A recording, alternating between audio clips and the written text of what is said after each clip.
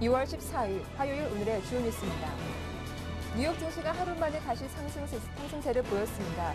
그리스에 대한 우려가 한풀 꺾인 데다 애플 주가가 사상 최고치를 경신하며 기술주 랠리를 견인한 것도 힘이 됐습니다. 유럽의 주식시장이 일제히 상승 흐름을 보였습니다. 그리스 의회가 긴축 이행안을 표결 처리한 것이 우려를 낮춘 데 큰 힘이 됐습니다. 프랑스와 독일은 각각 0.34%와 0.68% 올랐습니다.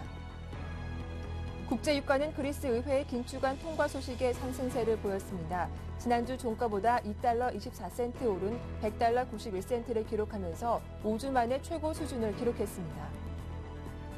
국제신용평가사 피치와 스탠다드앤푸어스는 스페인 은행들의 신용등급을 일제히 내렸습니다.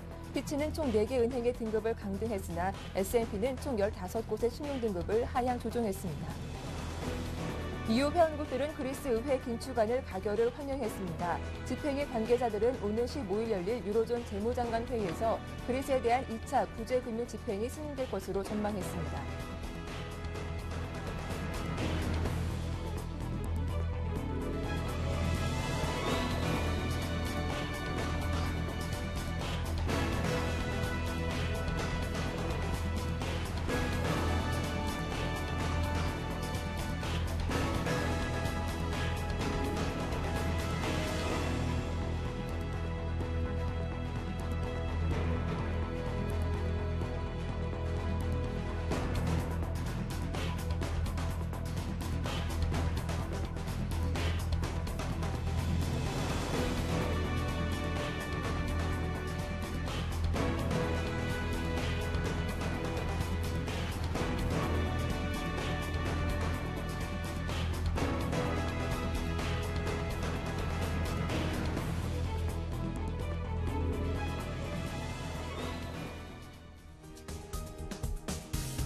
안녕하세요. 굿모닝 대박 예감 박미라입니다.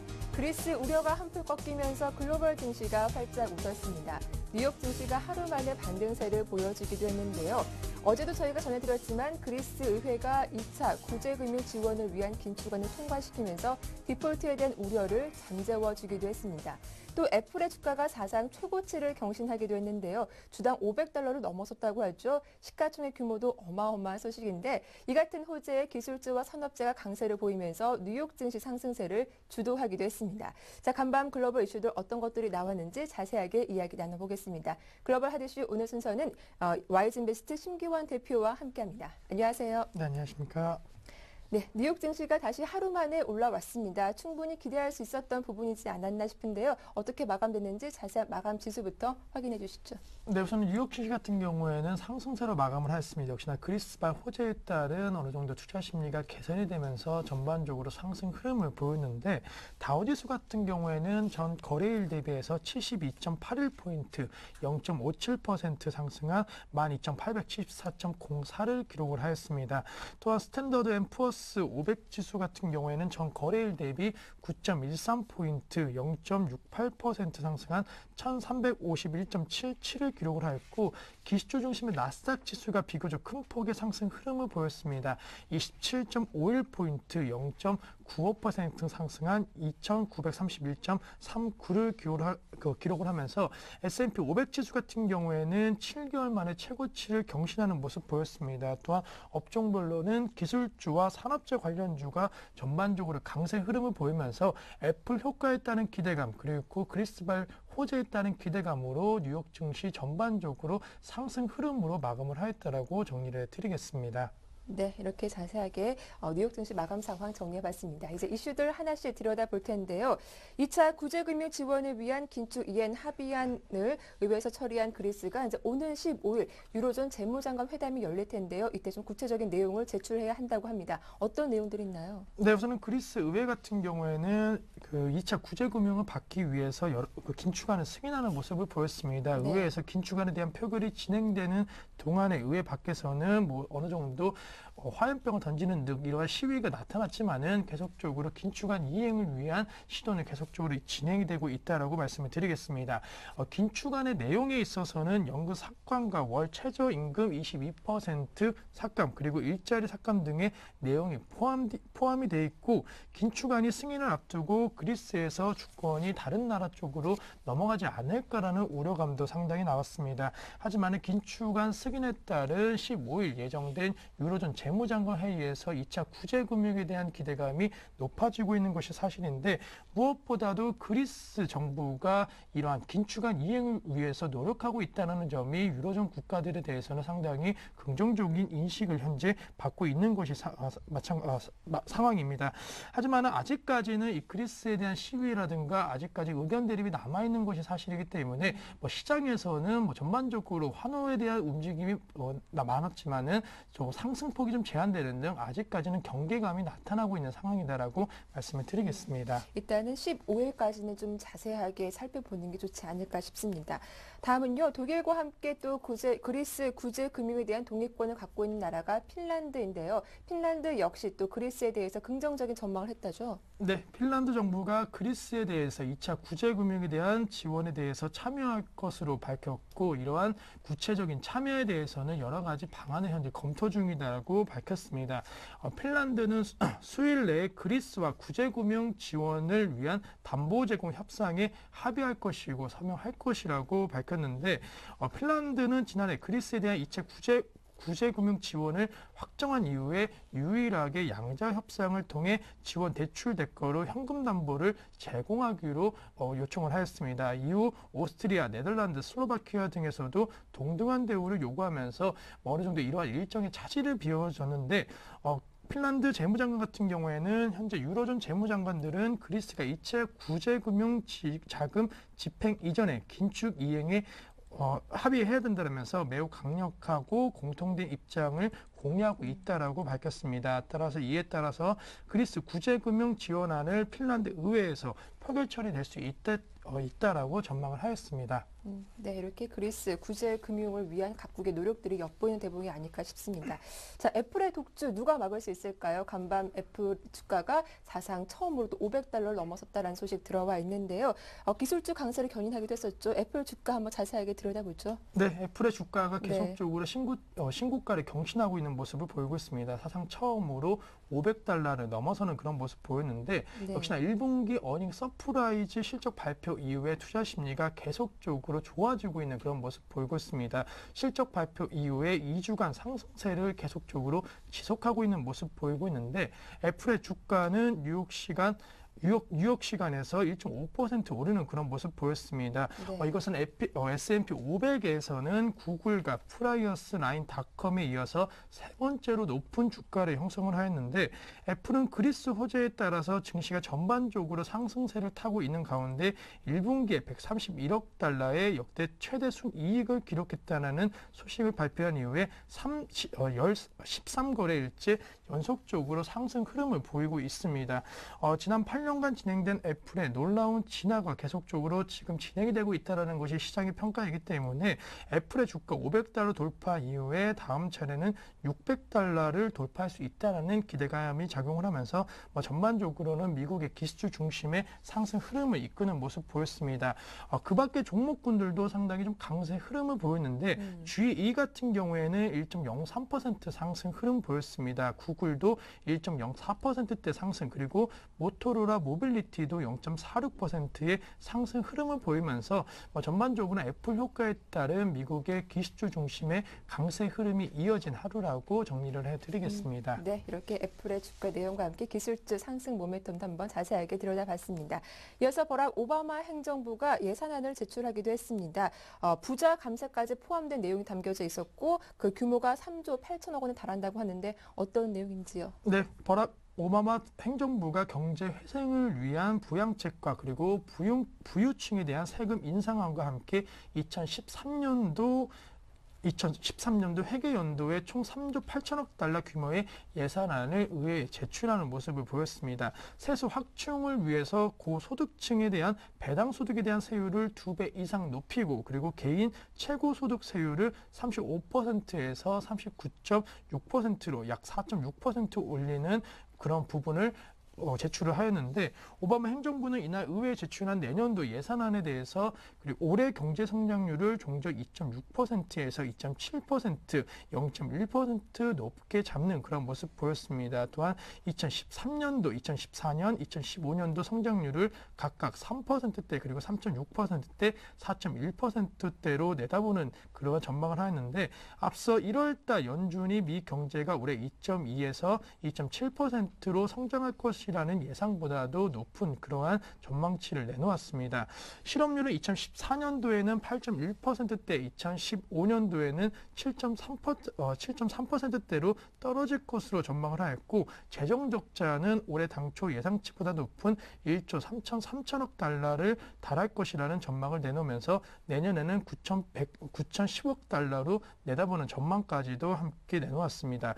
오바마 대통령은 경제가 좋아지고 있다라는 신호가 계속적으로 감지가 되고 있다. 하지만은 아직까지는 큰 틀에서는 우리는 완전히 벗어나지는 못했다라는 점, 우리는 급여세 그리고 감명들 실업수당 연장을 통해서 지난해 시작한 일을 끝마쳐야 된다라고 강조를 하였습니다. 네, 다음 내용입니다. 어제는 국제신용평가사 스탠더드앤푸어스가 이탈리아 은행들의 신용등급을 강등시키기도 했습니다. 이번에는 또 스탠더드앤푸어스와 피치가 스페인에 있는 은행들의 신용등급을 무더기로 강등시키기도 했는데요. 신용등급 문제, 어제 오늘 일이 아니지 않습니까? 시장에 미친 영향은 좀 미미하지 않았나 싶은데 어떤 소식인지요? 네, 우선은 국제신용평가회사인 스탠더드앤푸어스가 스페인 금융기관 15곳에 대해서 신용등급을 강등하는 모습을 보였습니다. S&P사는 지난달 스페인 국제신용등급 강등에 맞춰서 방코, 산타레트 등 스페인 대표 금융기관에 대해서 신용등급 강등을 낮추는 그런 모습 보였습니다. 이에 따르면 산타레트 신용등급은 종전 AA-에서 A+로 강등되는 모습을 보였고 다른 금융기관에 대해서도 한 단계에서 두 단계씩 내리는 그런 모습을 보였습니다. 이러한 것은 역시나 앞서 스페인에 대해서 국가 신용등급을 AA-에서 A로 두 단계 하향하는 모습 보이면서 그에 따라 갖고 스페인의 금융기관에 대해서도 신용등급 강등을 내비쳤다라고 말씀을 드리겠습니다. 네, 이렇듯 최근 글로벌 은행들이 정말 순환 시대를 겪고 있는 상태인데요. 왜 이렇게 글로벌 은행들이 매를 맞고 있는지 그 배경과 함께 어느 정도로 심각한 상태인지 전해주시죠. 네, 우선은 글로벌 은행들에 대한 신용등급 강등이 계속적으로 이루어지고 있습니다. 무엇보다도 유로존 재정 위기로 인한 신용 경색과 그리고 자본 확충 우려감, 수익성 저하에 따라서 작년 4분기에만 100곳 이상이 넘는 은행들에 대한 신용등급 강등이 나왔습니다. 국제신용평가회사인 피치사는 지난해 4분기 중 신용등급을 경험한 글로벌 은행들은 총 103곳에 이른다라고 발표를 하였고 이는 3분기의 39곳에 비해서 약 3배 이상이 급증되는 모습을 보였다라고 밝혔습니다. 특히나 신용등급 강등은 이탈리아와 스페인을 중심으로 한 유로존 국가에 대한 금융기관에 집중이 되었다라고 발표를 하였고 또 신용등급 강등 가능성이 높은 부정적 관찰 대상에 편입된 은행들도 4분기 중 77곳으로서 전분기 34곳에 비해 상당히 급증하는 흐름을 보였습니다. 반면에 등급이 올라간 은행은 단 16곳에 불과한 모습 보이면서 전반적으로 유로존 재정 위기에 따른 우려감이 글로벌 금융기관에 대해서도 우려감으로 나오고 있는 것이 사실이다라고 정리를 해드리겠습니다. 네, 이어서 유럽 증시 마감 상황도 살펴보겠습니다. 일단 그리스발 호재가 불면서 유럽 증시도 상승 마감했는데 어떻게 마감됐나요? 네, 우선은 전반적으로 유럽 증시 같은 경우에는 상승 흐름은 나타났습니다. 하지만 생각보다는 상승폭은 그렇게 크지 않은 모습을 보였는데 역시나 그리스발 호재에 따른 기대감으로 상승세를 나타났습니다. 독일 지수 같은 경우에는 전 거래일 대비해서 45.51포인트, 0.68% 상승하는 모습 보였습니다. 영국 지수 같은 경우에도 53.31포인트 상승하는 흐름 보이면서 5,905.70에서 마감하는 모습 보였고 프랑스 지수 같은 경우에는 11.41포인트 상승하면서 3,384.55를 기록하는 모습 보였습니다. 그리스발 호재에 따른 기대감 그리고 여러 가지 기대감이 작용하는 모습 보였고 특히나 15일 예정된 유로존 재무장관 회의에 대한 기대감이 전반적으로 유럽 증시의 상승 흐름을 이끄는 그런 모습 보였습니다. 또한 이탈리아가 국채 발행에 어느 정도 성공하는 모습 보이면서 전반적으로 유럽 증시 같은 경우에는 좀 호재성 재료에 따라서 상승세가 이어졌다. 하지만은 계속적인 경각음에 따라서 상승폭은 어느 정도 제한되는 모습으로 마감을 하였다라고 정리해 드리겠습니다. 네, 앞서서 이탈리아가 국채 발행에 성공했다라는 소식 전해드렸는데 조금 더 자세하게 정리를 해보겠습니다. 목표치는 채웠지만 낙찰 금리는 예전보다 더 하락했다죠? 네, 이탈리아 같은 경우에는 네. 120 유로에 대해서 국채 발행에 성공하는 모습 보였습니다. 우리나라 돈으로 하면은 약 17조 8,300억 원 정도 되는 건데 발행 금리가 이전보다 낮아지는 모습 보이면서 그래도 긍정적인 모습을 보였다라고 정리를 해드리겠습니다. 이탈리아 재무부는 1년 만기 채권 85억 유로를 1월 12일 입찰 당시에 2.745%보다 낮은 2.23%의 체결했다라고 밝혔고 127일 만기 채권 35억 유로에 대해서도 이전 1.644%보다 낮은 1.546%의 체결했다라고 밝혔습니다. 다만 은착률에 대해서는 이전 1.47배에서 1.09배로 낮아지는 그런 모습 보였지만은 전반적으로 ECB 지원 때문에 이 이탈리아 국채 금리가 낮아지는 모습 보이면서 조금 우려감보다는 기대감이 작용을 하였습니다. 하지만 아직까지 이탈리아는 올해 4,500원 유로의 규모의 국채를 발행할 예정이기 때문에 완전히 이탈리아 국채 발행에 성공했다라고 보기에는 아직까지는 조금은 이르다라고 말씀을 드리겠습니다. 네, 다음 내용입니다. 프랑스와 벨기에가 금융지에 대한 공매도 금지 조치를 해제했다고 합니다.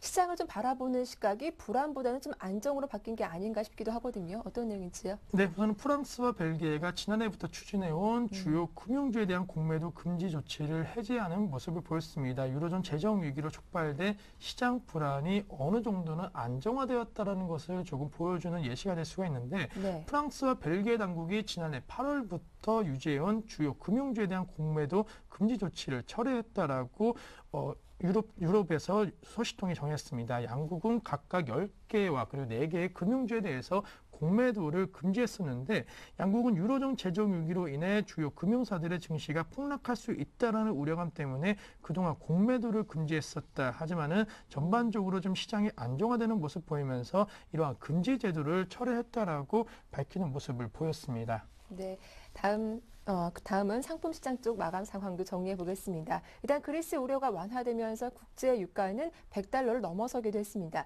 반면 금가 숨소폭 내렸던데 어떻게 마감됐는지 정리해 보죠. 네, 국제 유가 같은 경우에는 상승 흐름을 보였습니다. 네. 특히나 WTI 기준으로는 다시 한번 100달러를 회복하는 모습 보였는데 그리스가 호재에 따른 기대감 작용하면서 국제 유가는 상승 흐름 보였습니다. 먼저 유럽 상업거래소에서 3월 인도분 서부 텍사스장 원유는 지난주 종가보다 2.24달러 상승한 배럴당 100.91달러에서 거래를 마쳤습니다. WTI 종가 기준으로는 거의 5주 만에 최고 수준에 도달하는 그런 모습을 보였고 브렌트유 같은 경우에도 소폭 상승 흐름을 보이는 모습 보였습니다. 또한 국제 유가 상승에 있어서 주요 원인이 되었던 것이 바로 이란과 서방에 대한 긴장감이 계속적으로 지속이 되고 있고 시리아 사태 등에 따른 원유의 공급 제한 요인이 작용하면서 전반적으로 유가는 상승 흐름을 보였습니다. 하지만 금 가격 같은 경우는 소폭 하락 흐름 보였는데 안전자산에 대한 선호 현상이 조금은 낮아지는 그런 모습 보이면서 금 가격은 하락 흐름을 보이면서 40센트 떨어진 온스당 1724.90달러에서 금 가격이 형성이 되었다라고 정리해 드리겠습니다. 네, 끝으로 오늘 밤 주요 일정과 함께 실적 발표 기업들도 정리해 보겠습니다. 네, 오늘 밤 같은 경우에도 크게 한 3가지 경제 지표가 예정이 되어 있습니다. 먼저 네. 1월 소매 판매가 발표가 될 예정이고 또 1월 수입 물가 지수 그리고 마지막으로는 12월 기업 재고가 오늘 밤에 발표가 될 예정입니다. 하지만은 지금 시점 역시나 애플 효과에 따라서 기대감 큰 것을 보았을 때는 역시 실적에 대한 기대감이 높아지고 나오고 있는데 오늘 밤 같은 경우에는 글로벌 기업 두 기업이 실적 발표를 앞두고 있는 상황입니다. 먼저 같은 경우에는 매트라이프가 발표할 예정이고 또 진가도 발표할 예정이기 때문에 다시 한번 오늘 밤 전반적으로 경제 지표뿐만이 아니고 이 기업들의 실적 호조가 나오면서 뉴욕 증시 상승을 다시 한번 이끌지에 대해서 주목을 해보자라고 정리를 해드리겠습니다. 네, 말씀 잘 들었습니다. 지금까지 와이즈인베스트 심기원 대표와 함께했습니다. 두 분 말씀 감사합니다. 네, 감사합니다.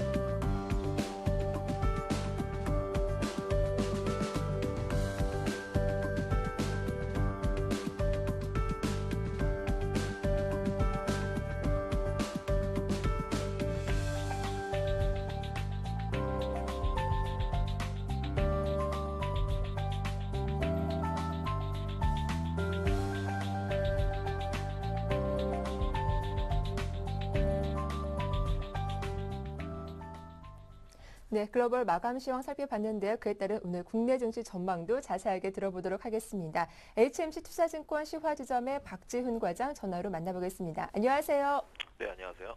예, 그리스 문제도 완화된 데다 애플 효과까지 받으면서 뉴욕 증시 상승으로 마감했습니다. 오늘 국내 증시에도 추가적인 상승 모멘텀으로 작용할 수 있을까요? 네, 일단은 방금 언급하셨듯이 그리스 재정 긴축안이 의회 통과라는 이슈, 그다음에 이제 애플이 지금 주당 $500를 돌파하면서 전반적으로 기술주 중심의 상당히 긍정적 분위기가 좀 형성이 됐던 부분도 있고요. 아마 시장이 좀 긍정적으로 돌파되다 보니까 금융주도 상당히 괜찮은 흐름을 나타냈던 하루인데, 물론 아직까지는 이제 강론적 측면에서 해결책이 좀 구체적으로 제시가 돼야 되겠죠. 예를 들자면은 그리스가 3.25억 달러의 추가 감축을 어떻게 할 것인지, 그다음에 노동비용은 15% 절감해야 되는데 이걸 어떻게 증명해야 될지도 이런 거 보여줘야 되는 부분이기 때문에 아직 지금 확정된 건 아니지 않습니까? 그렇기 때문에 변동성은 충분히 상정할 것이다. 일단 예상은 할 수 있습니다만 전반적으로 그래도 안도의 한숨은 일단 재정 긴축안 통과로서 일단은 덮었다 볼 수 있겠죠. 그래서 그리스 정부가 향후 구제금융 프로그램이 원만하게 수용할지 이게 좀 미지수고 약간 잡음이 좀 있을 것 같긴 한데, 그래도 전반적으로 유럽 재정 위기 우려는 좀 다소 낮아졌다라고 볼 수 있겠죠. 그래서 언급했던 그런 흐름들이 미국 시장의 전체적인 지금 신고가 갱신들이 종목들이 하나씩 나오면서 상당히 긍정적 뷰가 좀 많이 부정적 뷰보다는 좀 높아졌다고 볼 수 있을 것 같아요. 애플의 시가총액이 벌써 4,600억 달러 수준이거든요. 이게 구글이나 마이크로소프트 대비해서는 이런 것들 이 두 종목 합쳐도 더 많은 금액이거든요. 구글 같은 경우도 지금 거의 1,980억 달러고 MS 같은 경우도 2,570인데 이거 두 개 합쳐도 애플한테 안 된다는 거죠. 그래서 전반적으로 이 기술주 중심의 분위기가 오늘 국내 시장에도 좀 긍정적 영향을 좀 미치지 않겠나라고 판단이 될 수 있는 부분도 있고요.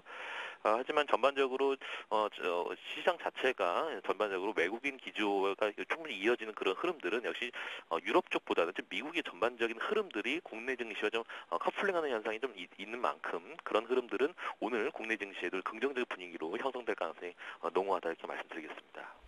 네, 그리스가 또 다른 과제를 남겨두고 있지만 여전히 긍정적인 관점이 있겠다라고 말씀해 주셨는데요. 이제 오늘 전략 좀 세워보겠습니다. 코스피에도 빠르게 2,000선 위까지 회복하는 모습 보여줬는데 오늘 어떤 전략이 필요할까요?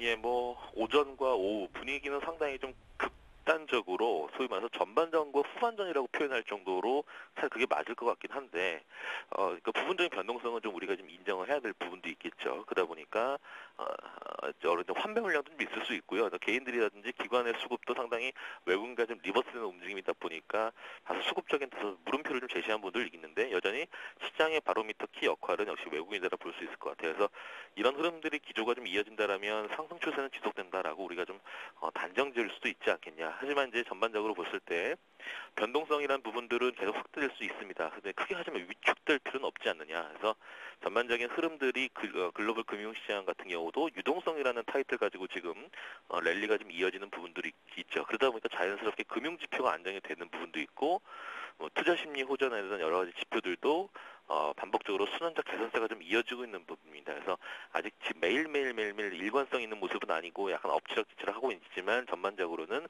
긍정의 정의 관계를 좀 나타내고 있는 부분이 있겠죠. 그래서 장기 투자하시는 분들 같은 경우는요, 2,000포인트 안착에 대한 여부가 고민스러울 수 있겠지만 그 부분보다는요 주식시장에 대한 자신감을 가질 수 있는 시점이 아니겠느냐. 그래서 전반적으로는 IT 그다음에 건설은 어디 다소 좀 재미가 없었지만 다시 한번 조정시 매수 기조로 좀 접근해도 되지 않겠냐 해서 철강 업종로서는 괜찮고 가격 레벨 관점에서는 자동차가 제일 탑픽이겠죠. 그래서 그런 관점에서 보시면 되고 1850 라인이 계속 좀 일관적으로 이어지다가 한 달이 채 못 되는 1950선까지 다다랐고 이제는 2000선입니다. 그래서 하나의 2000포인트에 대한 안착이라는 준비 과정이라고 볼 수 있고요. 다만 지금 오버슈팅 나오는 몇몇 업종도 보이긴 하지만 그런 것들은 결국 유동성 플레이다라고 좀 인지를 하실 필요가 있습니다. 그래서 업종별 순환매 사이클 이거에 대한 빠른 적응이 필요합니다. 그래서 섹터 다시 한번 말씀드리면 철강건설 괜찮아 보입니다. 그래서 중국 쪽 모멘텀들 가미화되고 해외 수출 모멘텀들이 가미화될 수 있는 것들 봤을 땐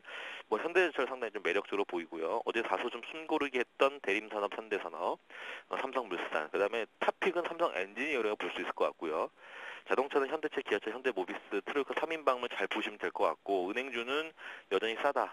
PBR 0.7배 수준이다. 그렇기 때문에 가장 싼 밸류에이션 종목은 역시 은행 업종이라고 볼 수 있고 그다음에 가장 중요한 게 장기 소외됐던 중소형 스몰캡들이 하나씩 움직이고 있다는 거죠. 그래서 STS 반도체라든지 휴맥스라든지 기타 등등이 다소 쉬었던 스몰캡 종목들에 대한 수익률 확보 차원에서도 포트의 1-20%는 그런 쪽에서도 한번 트레이딩 전략을 좀 임하신다라면 충분히 2월장도 크게 걱정보다는 기대할 수 있는 그런 한 달이 될 수 있지 않을까 이렇게 생각하고 있습니다. 네, 이렇게 업종별 전략까지 자세하게 잘 들어봤습니다. 지금까지 HMC 투자증권 시화지점의 박지훈 과장과 함께했습니다. 도움 말씀 고맙습니다. 네, 감사합니다. 이어서 이슈 함께하겠습니다.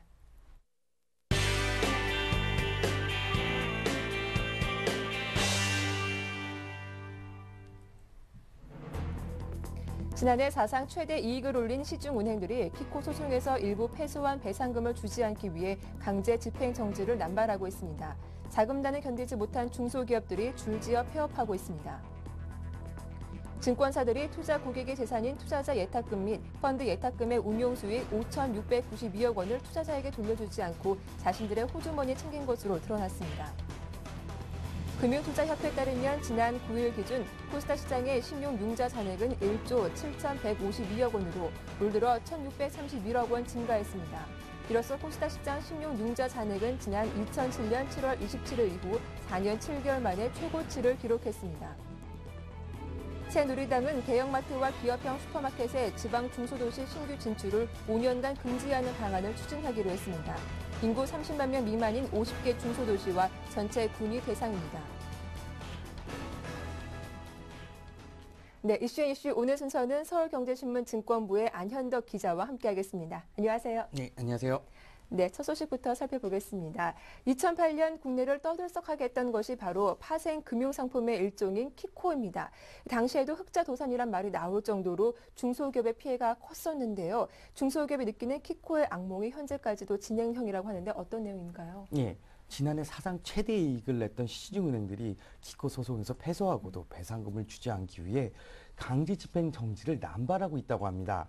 이에 자금난을 견디지 못한 중소기업들이 줄지어 폐업하고 있는 실정입니다. 피해 중소기업들은 가뜩이나 수십억에서 수백억 원의 키코 손실로 자금 압박이 매우 심각해 재판 배상금이 매우 절실한 상황인데요. 그러나 은행들은 경직된 규정과 항소 등을 이유로 사업부의 가지팩 판단에도 불구하고 한 푼도 주지 않아 중소기업들을 벼랑 끝으로 내몰고 있습니다. 13일 중소기업 및 금융권에 따르면 지금까지 36개 키코 피해 중소기업들이 1심에서 은행 측이 불안전 판매 책임을 인정받아 부당이익금의 일부분을 돌려받을 수 있는 판결을 받은 것으로 나타났습니다. 그러나 어렵게 일부 승소를 이끌어내고도 법원이 명한 배상금을 손에 쥔 기업은 한 곳도 없는 게 현실인데요. 상급 법원의 판결과 관계없이 피해 보상 금액을 먼저 지급하라는 재판부의 판단에 은행들이 강제 집행정지 신청으로 제동을 걸었기 때문입니다. 실제로 최근 1299억 원의 배당 잔치를 벌인 한국 시티은행의 경우 시중은행 중 가장 많은 배상금인 280억 원을 16개 키코 중소기업에게 지급하라는 판결을 받았는데요. 하지만 항소를 이유로 이를 거부한 상황입니다. 이 같은 은행들의 샤일록식 행태는 어려움에 처한 중소기업계의 재기를 돕기는커녕 최근 사회 전반에 불고 있는 상생 노력을 정면으로 역행하는 것이어서 비판이 고조되고 있는데요. 이 같은 강제 집행 정지는 항소의 필수 절차가 아니라 선택의 문제라는 점에서 은행들이 고객인 중소기업들이 자금날이 몰리고 있는 절박한 상황을 철저히 외면했다는 지적이 일고 있습니다. 네, 이런 횡포의 중소기업들 더 이상 버티기 힘들지 않을까 싶기도 한데요. 중소기업들 상황이 여유치 않다는 것이 현실인데 우려도 더 커지겠어요. 예, 은행들의 횡포와 끝날 줄 모르는 재판, 그리고 금융당국의 생색내기 고금리 구제금융으로 키코 피해 중소기업들이 3번 울고 있는 게 현실입니다. 네. 키코 공동대책위원회와 중소업계에 따르면 현재 법원에서 키코 관련 다툼을 벌이고 있는 기업은 140여 개사에 이르는데요. 이 중 36개 업체가 상품 판매 과정에서 충분한 설명을 듣지 않았다는 점을 인정받아 1심에서 일정 금액을 은행이 배상하라는 일부 인용 판결을 받았습니다. 그러나 은행들이 지급을 거부해 피해 금액을 보상받지 못하고 있습니다. 법정 싸움은 아직도 갈 길이 멀어 중소기업들의 근심이 더욱 깊어질 전망인데요. 항소심이 진행 중인 키코 관련 사건만 130여 건으로 상당수가 1년이 넘게 판결이 늦어지고 있습니다. 특히 민사 18부는 이미 대법원까지 간 수산중공업의 판결이 나올 때까지 재판을 연기한 상황인데요. 대법원 측은 키코 관련 판결은 고려할 사항이 많기 때문에 최종 선고까지 일반적인 경우보다 더 오랜 기간이 걸린 것이라는 입장을 표명하고 있습니다. 여기에 지난 2008년 당시 금융감독원에서 연쇄 부도 사태를 막기 위해 제시한 긴급 유동성 지원책인 패스트트랙도 고금리 대출이라는 점에서 중소기업들을 울리기는 마찬가지인데요. 실제로 키코 사태가 터지기 전 7%의 대출 금리를 적용받던 매출 130억 원대의 한 중공업체는 패스트트랙 과정에서 이자율이 17%까지 뛰어 올랐다고 합니다. 네, 다음 소식입니다. 증권사들이 투자 고객 재산을 운용한 뒤 나온 수익을 투자자에게 돌려주지 않아서도 잡음이 일고 있다고요.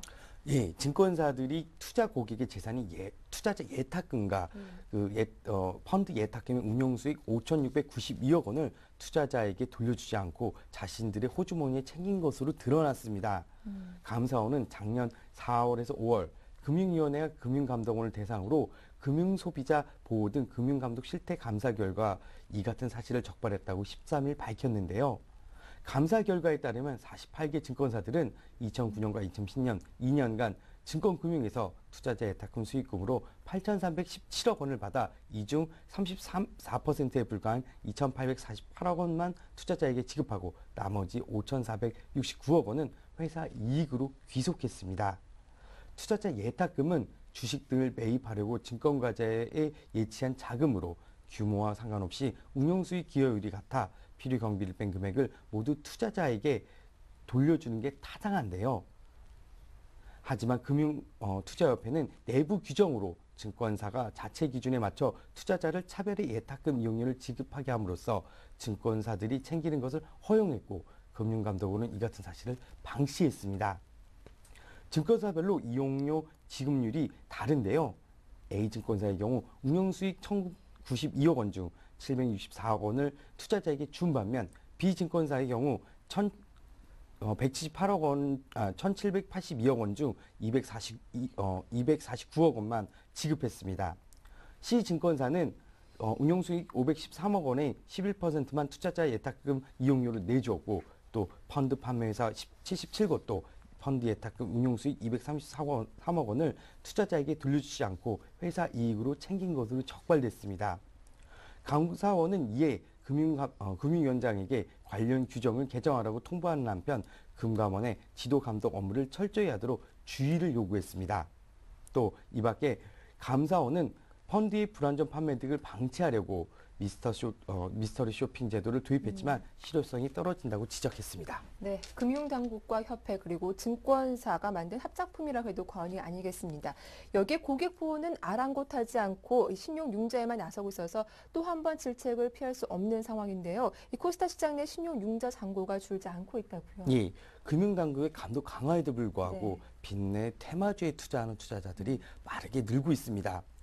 13일 금융투자협회에 따르면 지난 9일 기준 코스닥 시장의 신용융자 잔액은 1조 7,152억 원으로 올 들어 1,631억 원 증가했습니다. 이로써 코스닥 시장 신용융자 잔액은 지난 2007년 7월 27일 이후 4년 7개월 만에 최고치를 기록했습니다. 반면 유가시장의 경우 신용융자 잔액은 2조 9,123억 원으로 올 들어 오히려 366억 원 줄었는데요. 유가시장과는 달리 코스닥 시장 내 신용융자 잔액이 빠르게 증가하는 것은 최근 테마주가 급등하면서 추적 매매에 나서는 투자자들이 크게 늘고 있기 때문으로 풀이됩니다. 또 금융당국의 자제 권유에도 불구하고 증권사들의 적극적인 모습을 보이지 않아 신용융자가 크게 줄지 않는다는 점도 원인으로 지적되고 있습니다. 네. 다음 소식입니다. 앞으로 인구 30만 명 미만인 중소도시에서는 기업형 슈퍼마켓이 들어오지 못하도록 한다고 합니다. 정부 여당이 이를 근절하는 방안을 추진하고 있기 때문인데요. 어떤 내용입니까? 예, 새누리당은 13일 대형마트와 기업형 슈퍼마켓의 지방 중소도시 신규 진출을 5년간 진지하는 방안을 추진하기로 했습니다. 인구 30만 명 미만인 50개 중소도시와 전체 군이 대상입니다. 새누리당 비상대책위 정책쇄신분과위원장인 김종인 비대위원은 이 같은 내용을 담은 중소상공인 보호대책을 발표했습니다. 제도적 장치를 마련하지 않으면 중소상인들은 전부 다 고사할 수밖에 없고 이로 인해 고용은 파괴되고 복지 수요는 더 늘어나게 된다는 게 이유인데요. 중소도시의 인구 기준은 30만 명으로 전국 82개 도시 가운데 50개와 전체 군이 대상입니다. 네. 말씀 잘 들었습니다. 지금까지 이슈앤이슈 서울경제신문 증권부의 안현덕 기자와 함께했습니다. 도움 말씀 고맙습니다. 네, 감사합니다. 잠시 후 이슈앤 진단이 이어집니다.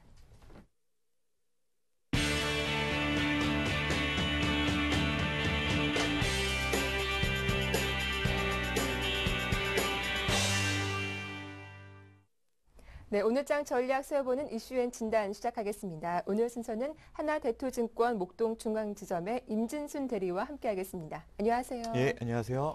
예, 먼저 어제장 정리부터 해보겠습니다. 어제 코스피를 보면은 장 초반과 후반 분위기가 달랐다라고 볼 수 있을 것 같아요. 예. 이 오후장 갈수록 외국인의 매수세가 증가한 점도 눈에 띄었는데 예. 어제장 정리 부탁드립니다. 예. 어제 말씀하신 대로 일단 장 시작 전에 그리스 2차 금융 긴축안이 의회를 통과했다는 소식에 호재로 작용하면서 일단 하루 만에 반등에 성공했습니다. 장중에 몇 차례 보합권에서 등락을 거듭했으나 장 막판에는 2천선을 지지하면서 마감했습니다.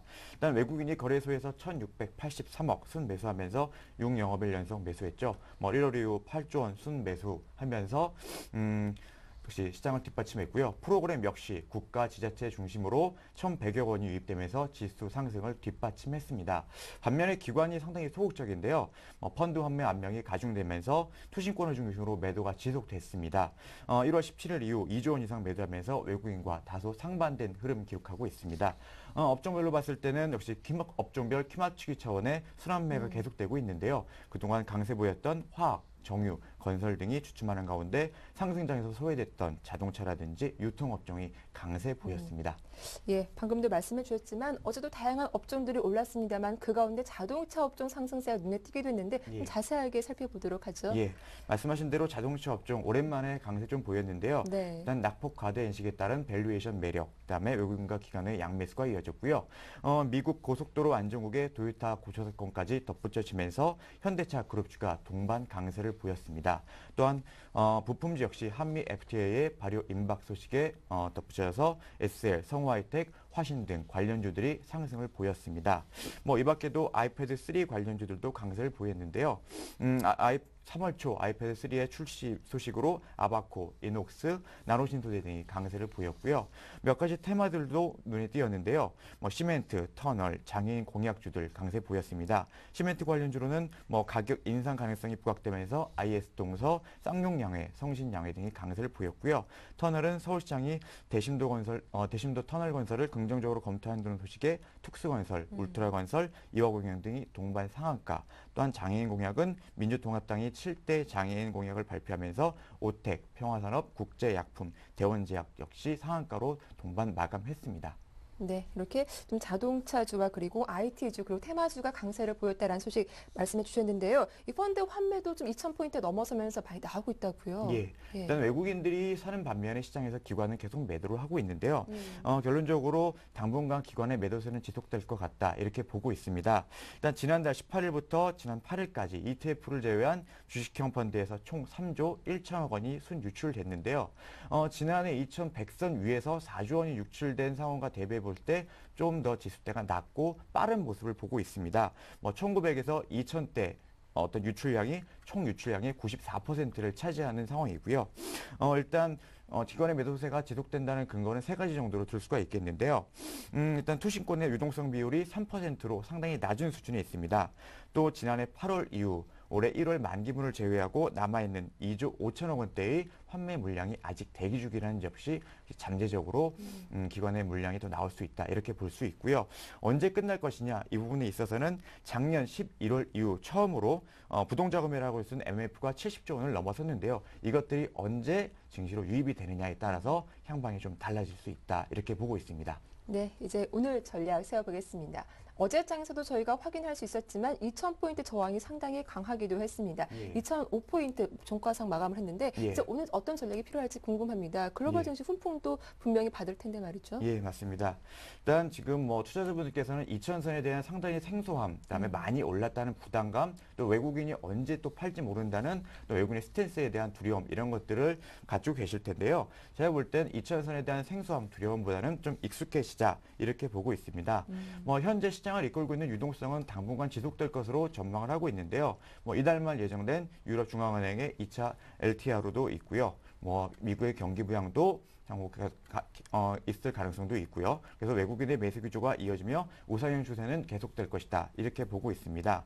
뭐 단기적으로 2,000선에 대한 물량 소화 테스트 과정은 역시 계속되겠지만 가격 조정의 측면이 아닌 장중 조정 혹은 기간 조정의 측면의 성격이 강하기 때문에 투자자들께서는 뭐 아까 말씀드린 대로 외국인의 스탠스 변화라든지 지수의 부담감을 예측한 소극적인 어떤 자세보다는 어떤 조정 시 적극적으로 매수하는 공격적인 좀 매매가 좀 필요한 시점이다. 이렇게 보고 있고요. 기술적으로는 2050선에 대해서 단기적으로는 장기 추세선상의 어떤 상승폭에 있기 때문에 그쪽까지는 지금 추세가 유지되고 있는 대형주 위주의 전략, 그쪽이 너무 올라서서 어떤 상승 추세가 둔화될 경우에는 중소형주의 전략이 유망하다 이렇게 보고 있고요. 섹터별로는 역시 경기 민감주가 좋다고 보고 있습니다. 1분기 실적 전망치가 상향 조정되고 있는 IT, 또 원자재 가격 상승과 맞물려서 연초 제품가 인상 가능성이 대두되고 있는 철강, 화학, 그다음에 밸류에이션 매력을 보유한 자동차를 위주로 한 운수 장비 업종 이런 쪽이 조금 더 접근 유망하다 이렇게 보고 있습니다. 네, 소극적으로 대응하기보다는 조정 시 적극적으로 대응하는 게 좋겠다라는 의견을 주셨는데요. 예. 자, 그렇다면 오늘 좀 눈여겨볼 만한 업종 어떤 것이 있는지 소개해 주시죠. 예, 일단 저는 조선 업종을 들고 와봤습니다. 네. 최근에 많이 올라서 상승에 대한 부담감도 역시 상존하고 있는 것은 사실인데요. 그렇죠. 역시 큰 흐름에서 주가 상승 여력은 충분하다 이렇게 보고 있습니다. 일단 업황을 볼 때는 유가 상승 또 어떤 유럽 리스크 완화라는 우호적인 매크로 환경이 조성되고 있고요. 세 가지 측면에서 어떤 접근이 가능하다 이렇게 보고 있는데요. 선가 상승 또 우리 조선 3사들의 독보적인 경쟁력 그다음에 실적 턴어라운드 이 세 가지 부분인데요. 일단 국내 조선사의 먹거리는 역시 해양 플랜트죠. 해양 플랜트 시장은 역시 설비 수주 시장 어떤 경쟁 심화에 따른 마진 압박이 적고 단가 하락의 영향이 거의 없었습니다. 해양과 상선이 동시에 위축되었던 2009년과 2010년의 초의 건조 시기를 벗어나는 올해 하반기부터 어떤 조선업체들의 매출은 성장세로 돌아설 것이다. 이렇게 보고 있고요. 독보적 경쟁력입니다. 전체적으로 부진한 수준의 업황 속에 글로벌 어떤 선사들은 어떤 매출액의 수준의 수주도 받지 못하는 상황, 이런 상황인데요. 반면 국내 업체들은 LNG라든지 해양 플랜트 수주 비중을 늘리면서 독보적으로 경쟁력을 제고하고 있는 상황입니다. 또 실적 부분인데요. 일단 국내 조선사들 예상 실적 작년에 비해 반등폭은 그렇게 크지 않을 것이라고 보고 있습니다. 하지만 처음에 말씀드린 대로 해양 에너지 개발에 대한 본격적인 투자가 이루어지는 2010년 하반기, 그때부터의 효과는 올해 하반기부터 발동된다, 이렇게 보고 있기 때문에 실적 역시 좋아질 것이라고 보고 있습니다. 최근에 많이 올랐지만 하락은 곧 매수의 기회, 이렇게 보고 있는데요. 2003년부터 봤을 때 조선주의 실적 주의와 주가 하락을 보면 주가는 실적이 바닥을 확인한 시점보다 훨씬 더 이른 시점부터 오르고 있습니다. 조선주의 실적은 2분기가 바닥이라 예상되고 있기 때문에 2분기 중 언제든 주가가 빠질 때는 매수 시점이다, 이렇게 보고 있습니다. 종목 중에서는 대우조선해양에 관심을 좀 갖고 있는데요.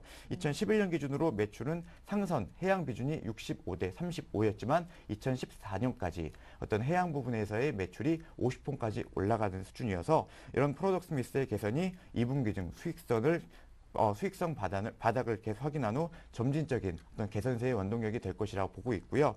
수준 목표가 작년에 비해 조금 더 보수적입니다. 하지만 호주와 앙골라 프로젝트가 이미 2월 동안에 발주 예정이고요. 이미 수익 계약으로 진행 중인 해양 설비도 다수 있어서 목표치 달성은 충분하다, 이렇게 보고 있습니다. 네. 또한 PBR이 1.3배인데요. 대형 3사 기준 대비했을 때 좀 더 밸류에이션 매력도 보유하고 있다, 이렇게 볼 수가 있고요. 2월 들어서 외국인과 기관들이 계속 매수를 이어주고 있는 점 역시 수급적으로 상당히 우호적이어서 조선업종 내에서 접근 가능하다, 이렇게 보고 있습니다. 네, 조선업종 중에서도 대우조선해양이 좀 유망하겠다라는 의견 주셨는데요. 관심 있으신 분들 좀 잘 챙겨보시면 좋겠습니다. 지금까지 이슈엔 진단 하나대토증권 목동중앙지점의 임진순 대리와 함께했습니다. 도움 말씀 고맙습니다. 네, 감사합니다. 네, 굿모닝 대박 예감 1부 순서는 여기서 마치겠습니다. 저희는 잠시 후 2부로 돌아오겠습니다. 고맙습니다.